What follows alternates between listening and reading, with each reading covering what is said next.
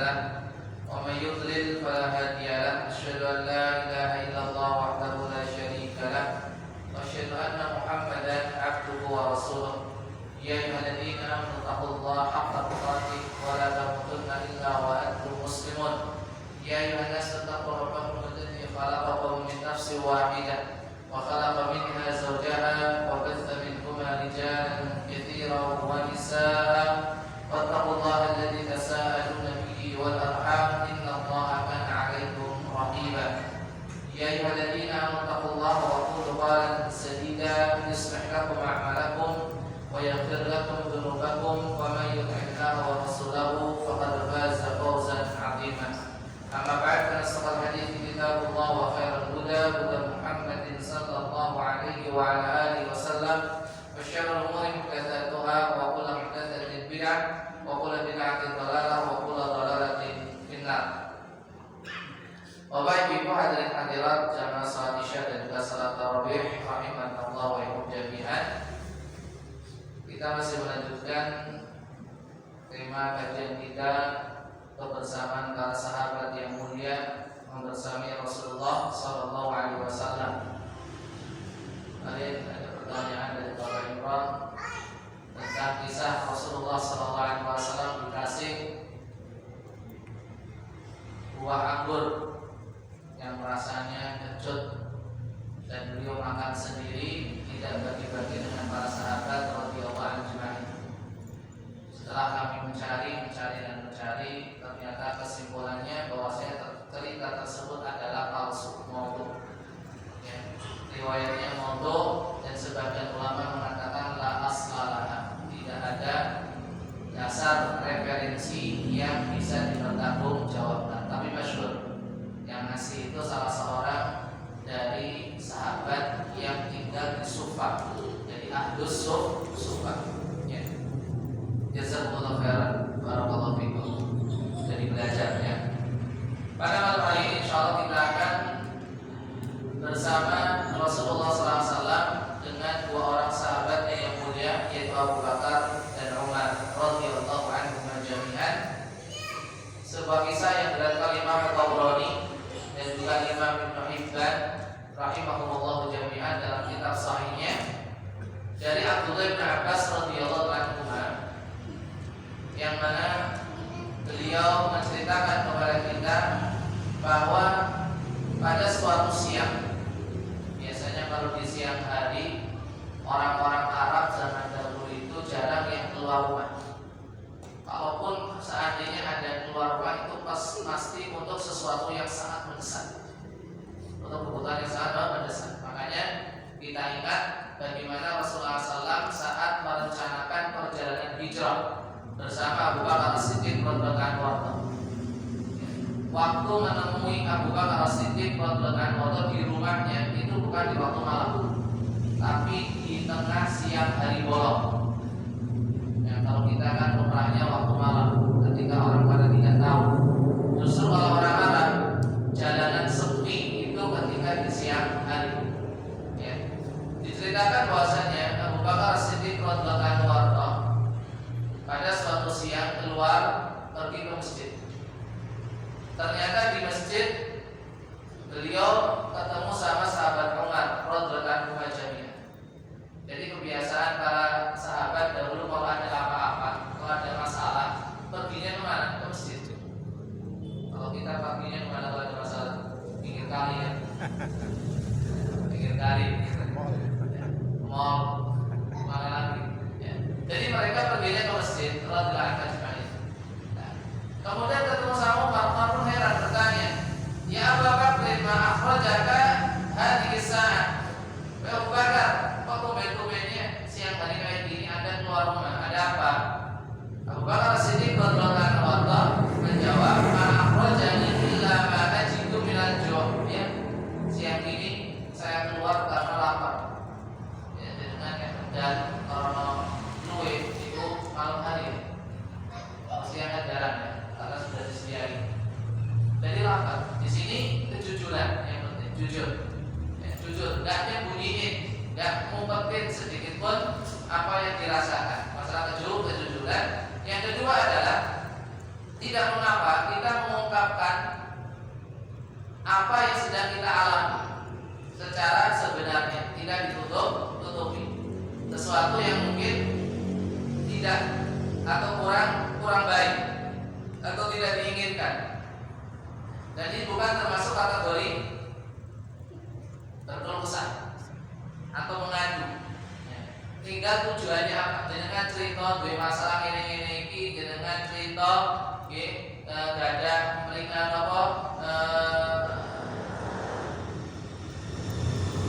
problem ini dan itu gak jadi masalah. Yang penting tujuannya itu bukan untuk mengeluh, bukan untuk brundel, bukan untuk mencurhatin Allah Subhanahu wa taala kepada makhluknya, tidak. Tapi hanya sekedar apa? Sekedar berbagi cerita saja.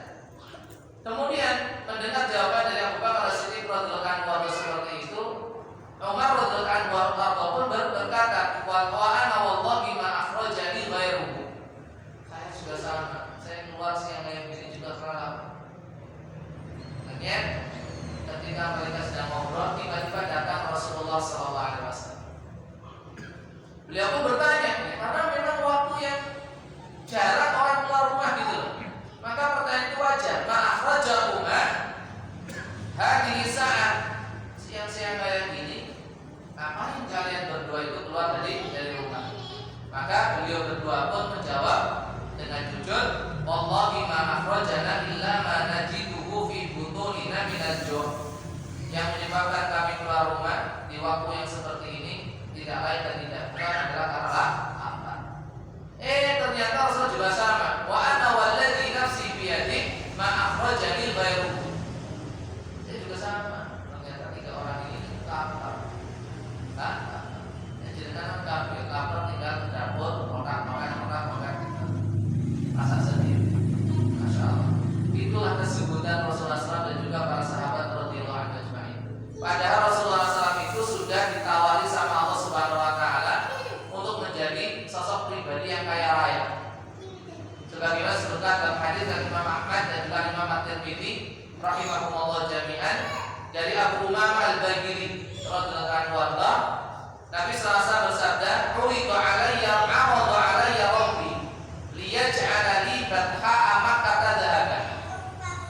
Tuhanku Allah Subhanahu wa taala menawarkan kepadaku untuk memberikan emas sepenuh lembah yang ada di kota Mekah.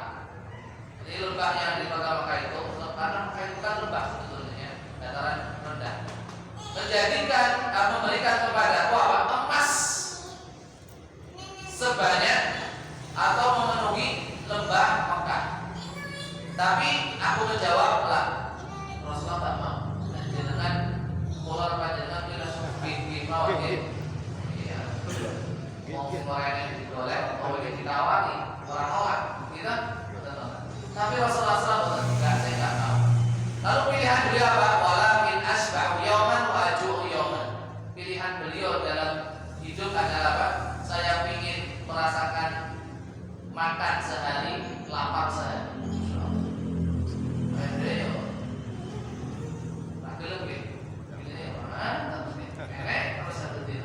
Sehari makan, sehari tidak. Apa alasan beliau? Fa idza ju'tu tatarratu ilaika wa dzakartuka. Ketika aku merasa lapar, aku akhirnya apa? Ingat kepadamu ya Allah dan memohon pertolongan. Wa idza syabi'tu hamidtuka wa syakartuka. Dan ketika aku makan, aku akan memujimu dan bersyukur kepadamu ya Allah. Ini sesuai dengan apa yang Allah firmankan di dalam surat Al-Furqan ayat 10. Dalil apa? Surat Al-Furqan ayat 11. Tabarakalladzi in syaa'a ja'ala laka khairan min dzalika jannatin tajri min tahtiha al-anhar wa yaj'al laka qusura. Allah Subhanahu wa taala jika mampu akan memberikan kepada Muhammad apa? Kebaikan yang sangat banyak. Taman-taman yang mengalir di bawahnya sungai-sungai dan memberikan kepadamu apa? Istana-istana yang megah. Tapi Rasulullah SAW tidak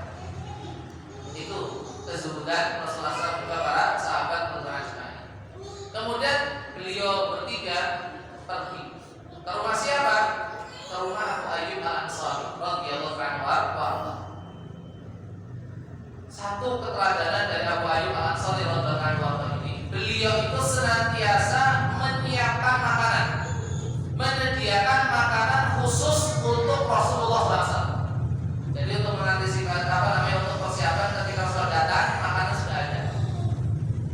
Makanan sudah ada. Apapun itu bentuknya, itu.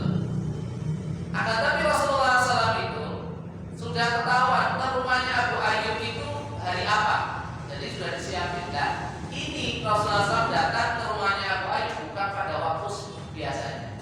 Misalkan kita tidak mengenai Pak Imron mengertos di mesin moro pengen dimadani, sampai rutin, sepekan 2 kali pokoknya. Kalau datang ke dalemen Pak Imron mesti langsung disiapin.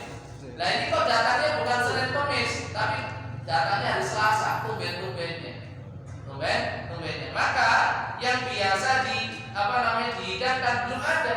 Abu Ayyub pun pergi ke ladangnya, dan ladangnya tidak benar. Setelah itu sampainya Rasulullah SAW di rumah Abu Ayyub Al-Ansari radhiyallahu anhu, yang keluar dari rumah cuma istrinya. Melihat Rasulullah SAW dan dua orang sahabatnya, istri Abu Ayyub begitu riang gembira kedatangan tamu istimewa. Marhaban bi nabiyillahi wa biman ma'ah. Selamat datang wahai Nabi dan dua orang sahabatnya. Kemudian Rasulullah bertanya, "Aina Abu Ayyub? Di mana Abu Ayyub?" Nah, mendengar ucapan Rasulullah SAW, Abu Ayyub yang ladangnya itu kebunnya tidak jauh di rumah mendengar, langsung beliau pulang. Ya, menyambut kedatangan Rasulullah sallallahu alaihi wasallam. Beliau berkata, "Marhaban bi nabiyillah wa biman ma'ahu. Ya Nabi Allah, laisa bil aidil ladzi kunta taji'u fihi." Selamat datang wahai Nabi dan kedua sahabatnya. Tapi mohon maaf ya Rasulullah, dengan kesininya kok enggak seperti biasanya, gitulah. Akhirnya Rasulullah menjadi serta benar. Akhirnya Abu Ayyub pun ya gimana caranya menghormati Rasulullah SAW, menghormati tamunya, langsung pergi ke kebun kormanya, dipetiklah korma. Ada korma yang sudah matang, ada rutok yang setengah matang, ada pusat yang di bawahnya rutok. Dan ketiga-tiganya memiliki keunikan tersendiri dan kelezatan tersendiri. Setelah dipetikan itu rutok, tamar, ya korma, kemudian rutok korma yang masih setengah matang, dan korma yang muda. Pusat itu korma muda. Kemudian setelah itu Abu Ayyub minta izin untuk nyembelih. Dengan kebiasaan orang tua kita, nenek moyang kita itu kalau ada tamu sih ada pertumpahan darah, ada darah yang tertumpah. Ya, enek lading, sindi, doroknya kan, ini itu mesti. Nah, kita jarangnya boro-boro di belakang benteng, beda sak gelasnya kadang orang di samping. Nah, itulah kita sekarang. Kalau dulu kan gitu, ayo mampir ke tak belektek, belakangnya mentok. Ayo mampir ke tak goreng iwak, kan tetap. Sekarang kan jarang nih. Ya, SNI, ayo mampir ke tak tugas di bakso. Sing praktis kan. Ketika minta izin untuk nyembelih, maka Rasulullah SAW itu berpesan, "Idza dabahta fala tadbahanna dzata darrin." Ya. Kalau kamu ingin menyembelih kambingmu, jangan disembelih kambing yang banyak susunya. Karena itu masih bisa dimanfaatkan. Akhirnya beliau mengambil salah seekor kambing, ya, lalu bisa disembelih, kemudian minta tolong kepada istrinya untuk buat adonan, untuk buat roti. Masya Allah. Setelah semuanya siap, ya, siap dihidangkan, Rasulullah SAW berkata kepada Abu Ayyub, "Ya Abu Ayyub, abdih bihada Fatimah, fa innaha lam tusib mithla hada mundu ayyam."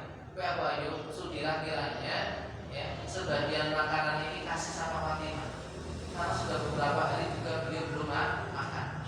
Perhatian orang tua kepada anak.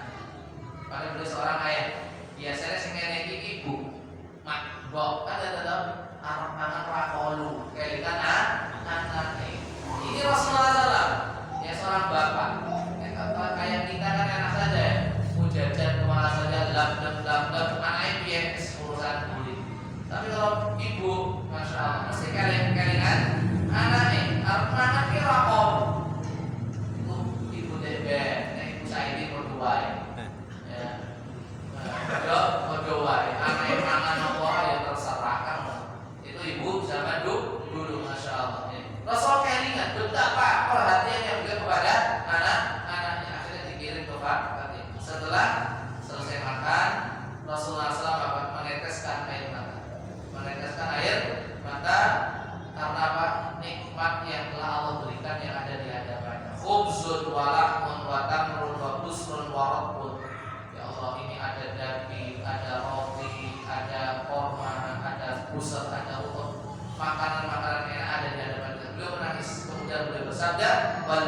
nafsi biyadi inna hadha huwa an-na'imul ladzi tus'aluna 'anhu yaumil qiyamah. Demi Allah, ini adalah kenikmatan yang kelak akan dimintai pertanggungjawaban oleh Allah Subhanahu wa taala di akhirat. Tsumma latus'alunna yauma idzin 'anil na'im. Maka kedua sahabatnya pun kemudian ataupun ketika Abdullah bin Abbas radhiyallahu anhu menceritakan ini, semuanya pun bertakbir. Kalau Nabi sallallahu alaihi wasallam bersabda, solusinya gimana? Biar kita bisa menjawab semua pertanyaan yang diajukan tentang kenikmatan-kenikmatan ini, ya. Solusinya adalah dengan berzikir kepada Allah.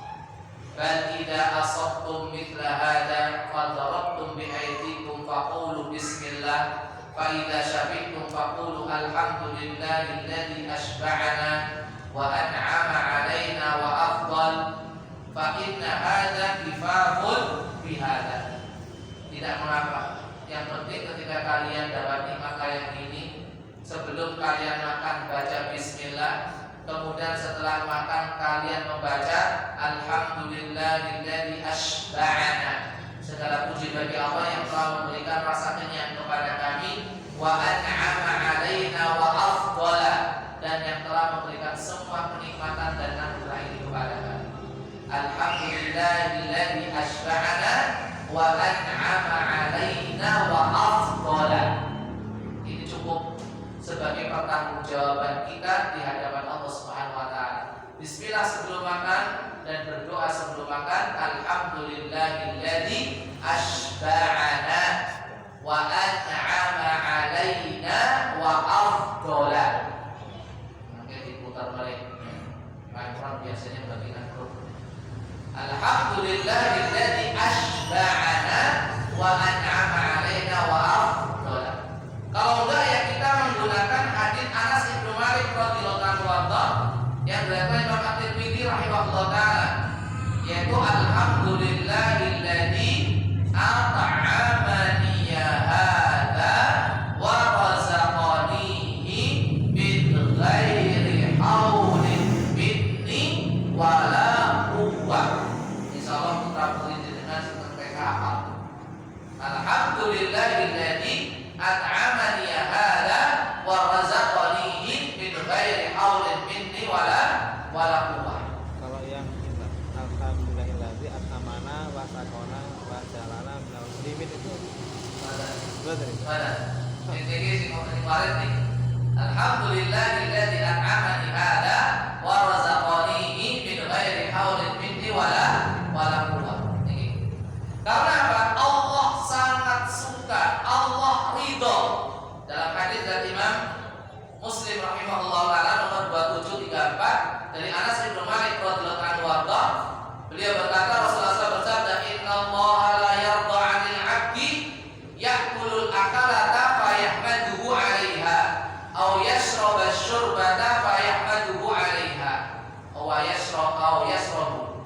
Allah itu ridho apabila seorang hamba makan kemudian dia membaca tahmid setelahnya, minum kemudian membaca tahmid setelahnya, sehingga solusi jalan keluar dari tsumma latus'alunna yauma idzin 'anil na'im, kemudian kelak pada hari kiamat kalian akan dimintai pertanggungjawaban oleh Allah Subhanahu wa taala atas segala kenikmatan yang telah diberikan berupa makan, minum dan sebagainya.